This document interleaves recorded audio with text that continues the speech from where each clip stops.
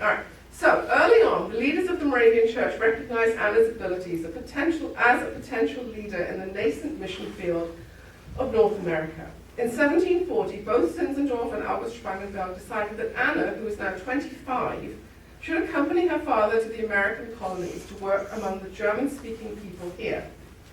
Both men considered Anna's gender to be a decisive factor in their choice, in that it would allow her to speak better with the, quote, haughty and independent colonists. So, in July 1740, Anna writes a farewell letter to the congregation in anticipation that she will never return. I mean, she's 25. She's traveled a lot, but she's never been on a transatlantic journey. And it's a page and a half, closely written, beautiful letter that she writes to the Gemeinde to say goodbye. Next. In fact, Anna Nitschmann's time in North America solidified her reputation as one of Pietism's most important women leaders. Here she's speaking to a group of Quakers probably in Philadelphia, but I'm not sure. Peter Fort has written about this particular watercolor, I think, on gouache, and said that look at all of the handkerchiefs on here. Why are these women all using handkerchiefs? They're all crying or something. It's strange. But anyway, so she's talking to all of the Quakers there. Anna Nitschmann left for America with David Nitschmann, her father, David Nitschmann, Episcopalus, Christian Fröhlich, Johanna Molter, in the late summer of 1740. After an arduous journey, they arrived in Philadelphia on December 15, 1740. And traveled immediately to the Moravians' newly purchased lands in Nazareth, Pennsylvania. Many of the other German sects settled in the province, such as Brethren at Ephrata Cloister, had already heard of their arrival and subsequently came to visit with them. So this is just Anna and her father and some others. Zinzendorf and Benigna are not here yet, all right? But they had given Anna a plan, right? Her job, her mission, was to work with the disparate groups of Germans here in Pennsylvania in the hope that her words, rather than those of a man, would bring them together in a truly Philadelphian ideal. Interesting, right? It was the idea that a woman's words and Anna's words would be more efficacious than anyone else's. And so we'll see whether or not that's true when Zinzendorf shows up, right?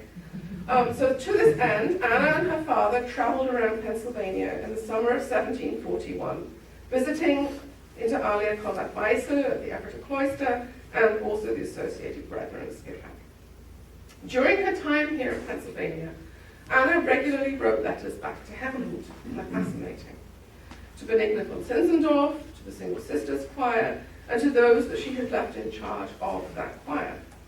In a letter dated April 1741, she describes her activities among the peoples of Pennsylvania, a place, she says, that is a huge confusion. Her words are, ein gar großes Gewirr of different sects and varying religious opinions. Despite her judgment of this so-called Atlantic Babel in Pennsylvania, she sees that the people here are just waiting for salvation. And remember, she's talking here about the Germans. She's not talking about the Native Americans yet, right? She reports that in the 3 months since her arrival, she has already gathered 20 young women around her who are seeking the Savior. And they are just waiting for the school that she and Benigna are going to open. All right, I've even got the document number here in case the provost of Moravian College wants to use this celebration, all right? So these are your first ones, right? These are your first students. Although she lives with one of the Skipack Brethren, she visits the Nazareth tract regularly, and she goes up there to actually clear the land, which is quite interesting, right? She's up there working. And as she's up there clearing the land, she notices the Native American girls standing around the field. And they're watching her carrying wood and water, and they offer to help her.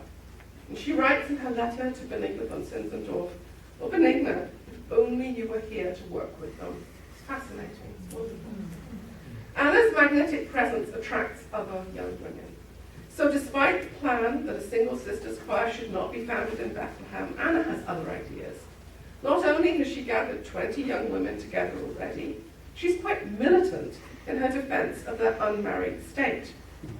Beverly Smaby has written about how in the formation of the Single Sisters Choir, how Spangenberg was against having a Single Sisters Choir here because what would they do, right? I mean, there's only so much sewing that you can do.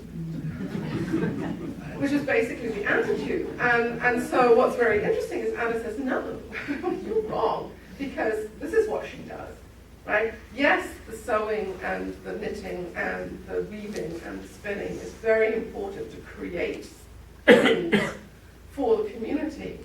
But what they also do, the young women, is to proselytize and to attract other young women.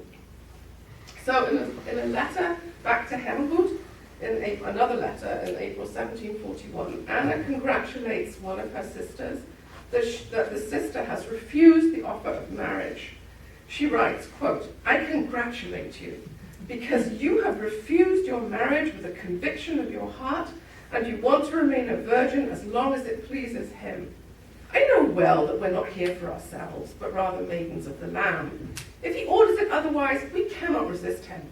But I have to confess that this gave me not a little pleasure." It's really interesting, okay? So not only is she's leading the Single Sisters, but when the Single Sisters write to her and say, you know, I told brother so-and-so, no, I don't want to get married, she's like, yeah, go for it, girl, right? We've got things for you to do. That's really important, I think, as well, to see her, as I said, as an activist, as quite militant.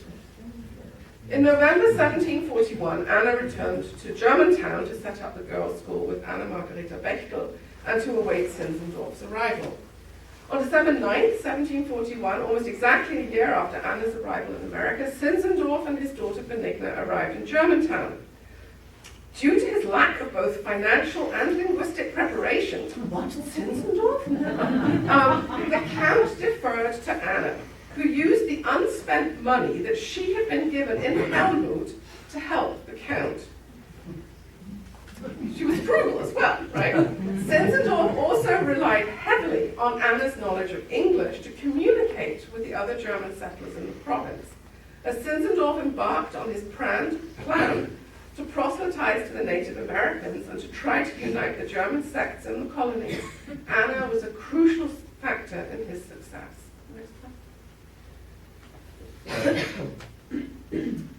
During Bethlehem's earliest months, despite there being explicit plans to the contrary, Anna did work to establish the Single Sisters Choir here. So while Zinzendorf is having a mixed reception among the German Lutherans in Philadelphia and Pennsylvania, which is a whole other story, right, Mühlenberg and all that stuff, maybe it is Anna's enthusiasm about the prospect of working among native peoples that convinces Zinzendorf that she, now 27 years old, and his daughter, who is 17, should accompany him on his difficult and dangerous travels into Indian country. Let's stop and think about this. I have worked on the records of the Moravian Indian missions in Pennsylvania for about 10 years now. In 1742, much of the territory that Zinzendorf wanted to cover with these two women was known only to native peoples who hunted and lived there. Colonial agents such as Conrad Weiser were highly dubious about Zinzendorf's plans to meet with one of the most influential Iroquois chiefs, Shikellamy, who's the guy in the middle there, who had just been sent by the Haudenosaunee to oversee the politically crucial confluence of the Susquehanna River, Shamokin, which is the other book I'm finishing. And here is this Count with his teenage daughter and another young woman wanting to travel through Indian country to talk to the Shawnee, who were extremely unfriendly towards anyone, even the Iroquois. Conrad Weiser agreed to help, but I can only imagine him shaking his head at such foolishness. And he's the guy in the middle there with the beard and the hair. Next. So in August 1742, Anna sets off with Zinzendorf's party into the Pennsylvanian backcountry to meet the chiefs of the prominent American Indian nations, primarily the Iroquois or Haudenosaunee, the Mohican, and the Shawnee. Next one.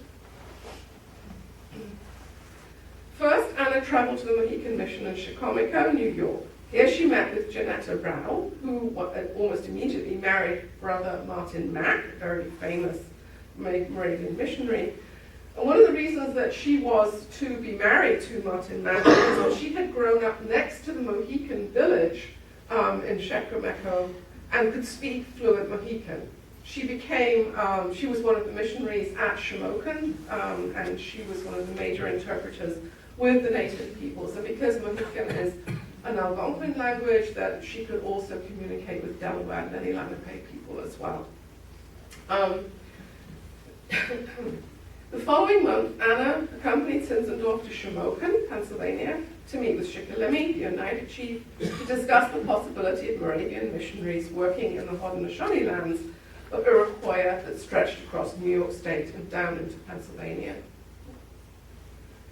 Just up the West Branch at Ostonewakin, Anna displayed her typical spirit of outreach in speaking at length with the celebrated interpreter between the Iroquois and the colonial government, Madame Montour.